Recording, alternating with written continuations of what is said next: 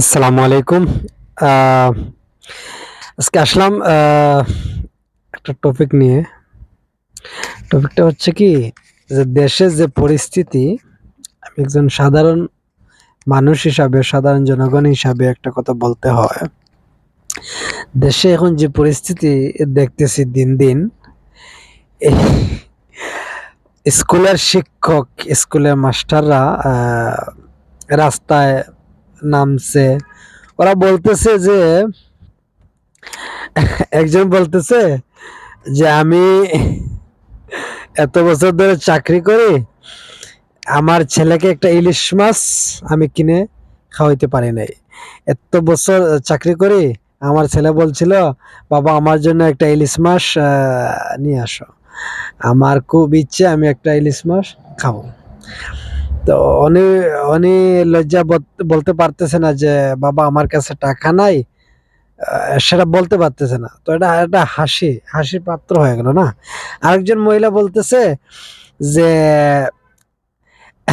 ওনার ঘরে ১০ বছর না, অনেক বেশি হবে বলছেন, যে উনি একটা মুরগি কিনে নিয়ে খাওয়াতে পারেন নাই, অথচ তিনি প্রাইমারি একজন মাস্টার।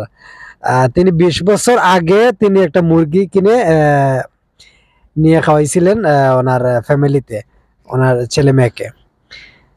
তো হাসি আসলে বাংলাদেশে একটা হাসির পাত্র হয়ে গেছে। মানে মানুষ যে কোনো ভাবে রাস্তায় নেমে পড়ে, যে কোনো দাবি নিয়ে।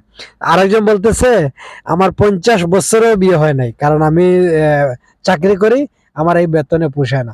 আচ্ছা, যদি এরা যদি এইরকম বলে, তা আমার একটা প্রশ্ন আপনাদের কাছে, আমি সাধারণ মানুষ হিসাবে একটা প্রশ্ন সাধারণ মানুষের কাছে বা ওদের কাছে। কারণ ওই যে রাস্তাঘাটে যে গরিব লোকেরা আছে, গরিব একদম খেতে পারে না, যার ওয়াইফ আছে স্বামী নাই, স্বামী আছে ওয়াইফ নাই, যার ছেলে মেয়ে আছে, তারা বাবা নাই, বাবা আছে, মানে এরা কিভাবে চলতেছে? এরা তো কখনো কোনো দাবি নিয়ে রাস্তায় নামে নাই যে আমরা খেতে পারি না, আমাদের ভাতা দাও, এই দাও, সেই দাও। কিন্তু এই চাকরিজীবী মানুষরা এরা কি করে? হ্যাঁ, ঠিক আছে, একটা সময় আছে, চাওয়ার সময় আছে, তোরা তখন চাইবি, ঠিক আছে, কিন্তু দেশের পরিস্থিতি তো এখন চাওয়ার না। তো কি মানে একজন মানে প্রাইমারি শিক্ষকতা করে একজন মুরগি কিনতে পারে না, একজন ইলিশ মাছ কিনতে পারে না, আর একজন ৫০ বছরে বিয়ে করতে পারে না। এটা একটা হাস্যকর হয়ে গেল না? তো ধন্যবাদ। যদি আপনাদের কাছে